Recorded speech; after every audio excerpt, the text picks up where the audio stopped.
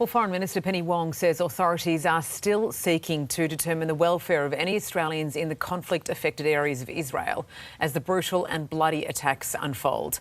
Any Australians who are in Israel right now are being urged to contact their families and confirm their safety. Let's go straight to Australian mother Emily Gian, who is live just outside of Tel Aviv. Emily, thank you so much for joining us in this particularly difficult time. It has been so horrific watching these devastating scenes from the other side of the world. You are there among it all. How are you and your family holding up today?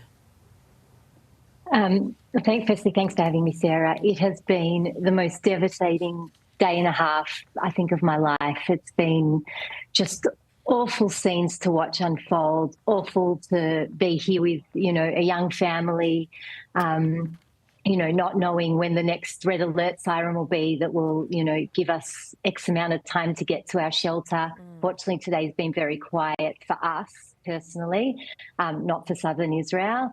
But it's just terrifying. I've never seen anything like this. You're in a shelter now, are you, Emily? I'm right next to the shelter, yeah. I'm in the basement, so yeah. I mean, these are just the circumstances you're living in right now. We know that this conflict caught absolutely everybody off guard. Where were you? How did you learn about it as it was unfolding? I was literally in bed. I got a message from a friend that said, "Are you okay?" And I was like, "Am I okay?" And literally 30 seconds later, I just hear like sirens. Wow. And I've never heard the sirens here before.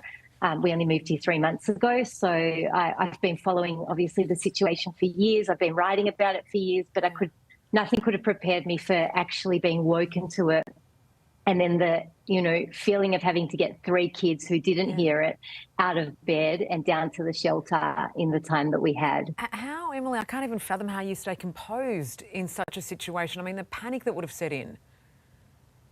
You know what, when you've got 3 little kids, you kind of have to. It's been constant poker face for 2 days. Me and my husband have tried not to turn on the news. Yeah. So we're like watching things on our phone and sending each other WhatsApp messages from across the room so that the kids don't hear.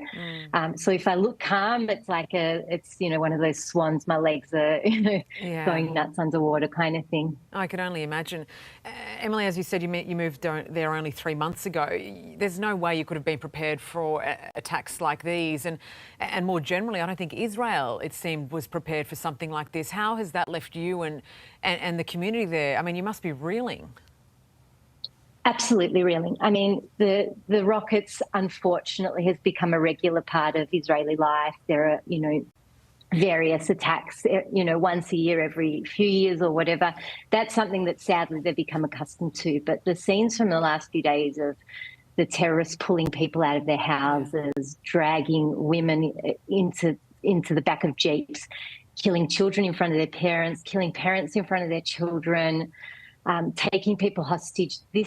I don't think this has ever been seen here on this scale, and it's something that I think people will be reeling about for a long time, how it happened. Israel has got a very, very sophisticated intelligence system. So for there to have been multiple failures for 21 different communities in the south to have been infiltrated by terrorists, it's just unimaginable. What do the next few days hold for you, Emily? Are you confident that there is a way of limiting the violence that we're seeing now, the escalation in this conflict? And I guess, do you plan to stay? Are you able to leave?